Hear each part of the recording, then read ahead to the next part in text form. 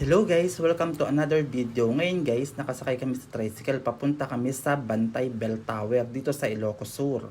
Tricycle yung sinakyan namin. Malapit lang naman yung Bantay Bell Tower dito sa Bigan City. So ngayon guys, fast forward na lang muna natin para mas mabilis tayong makarating. At makita na natin kung anong itsura ng Bantay Bell Tower.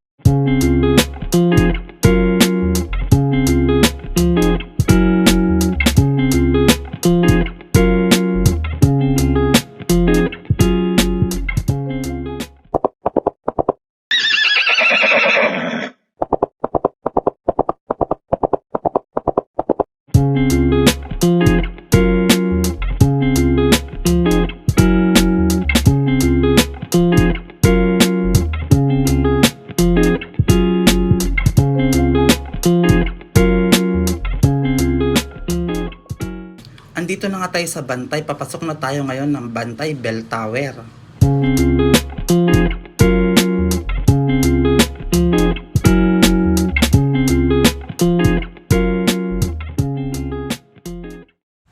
At kapag pasok mo nga, makikita mo agad ang malaking rebulto ni Mama Mary.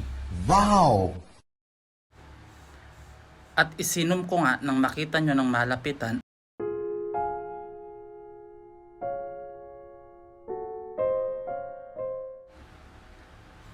At sa likod naman ni Mama Mary, makikita nyo ang tinatawag na bell tower. Yan nga pala ang tinatawag na bell tower dito sa Bantay, Ilocos Sur.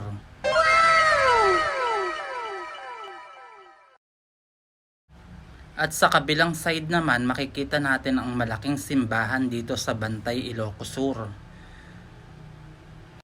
Under renovation nga pala ang simbahan dahil sa naganap na lindol kailan lang dito sa Ilocos, Bigan City. Aww.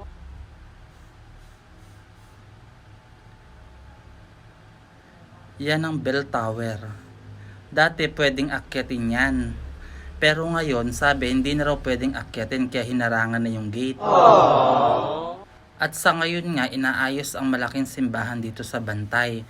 Bawal daw pasukin sa ngayon yan. Kaya nga, hanggang dito lang kami sa harap ng pinto ng simbahan. Sabi kasi na nagbabantay, bawal daw pumasok sa loob. Kaya dito lang kami sa labas ng pinto. At isinom ko nga ng malapitan para makita natin ang ganda ng altar ng simbahan. At lumabas na nga kami at tinignan ko itong simbahan. Talagang napakalaki at napakaganda. Talagang inaayos nila ng buo ang simbahan dito sa Bantay, Ilocos Sur.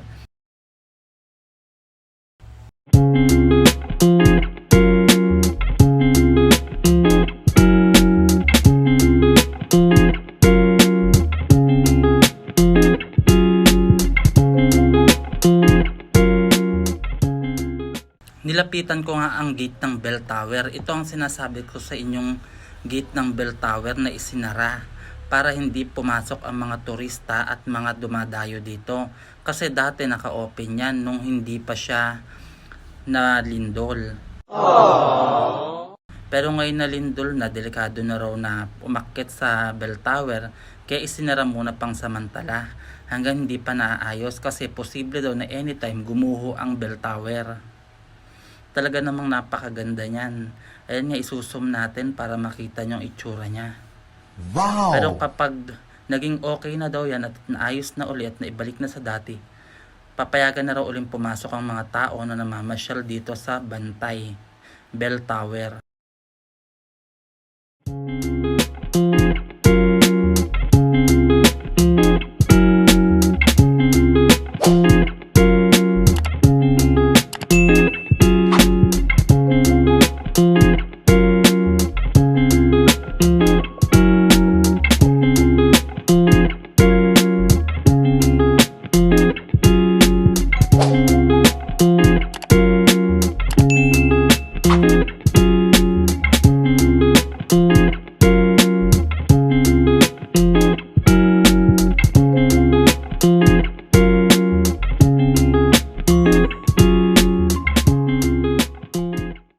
At sa kabilang side nga ng simbahan, makikita ang bilihan ng mga souvenir. Tara, pasukin natin. Makikita mo rito ang mga binebenta nilang mga souvenir gaya ng mga bag, pamaypay at sombrero. Wow!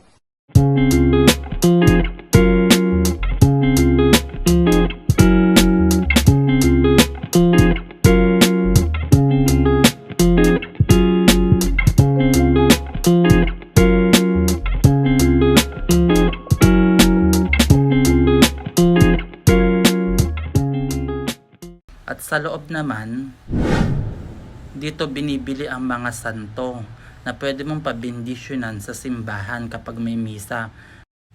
Etong bilihan ng mga souvenir na to, dito lang sa may side ng simbahan. Kaya kapag kabili mo, pwede mo agad pabindisyonan. At palabas na nga tayo sa bilihan ng mga souvenir. Dito lang yan sa side ng simbahan. At eto na nga tayo sa labas ng simbahan. Ayan, talaga namang napakalawak ng labas ng simbahan. At ayun nga ang bell tower. Nakikita natin hanggang dito. Kung titignan mo ang bell tower, parang malayo. Pero malapit lang yan. Yan guys, so napakagandang tignan.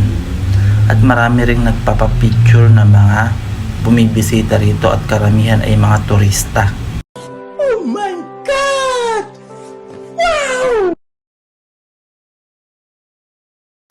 At palabas na nga tayo. At ito naman ang parking area ng simbahan dito sa loob.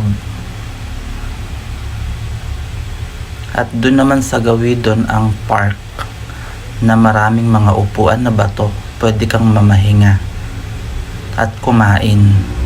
Basta yung mga kalat mo, tapon mo lang sa tamang basurahan. At yan ang lagayan ng mga plastic na mga pinag-iinuman nyo ng mga soft drinks.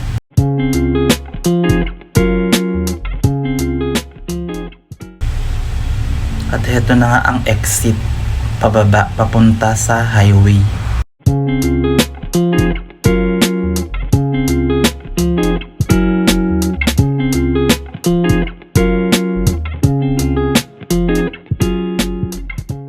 So ngayon guys, hanggang dito na lang muna. See you next vlog.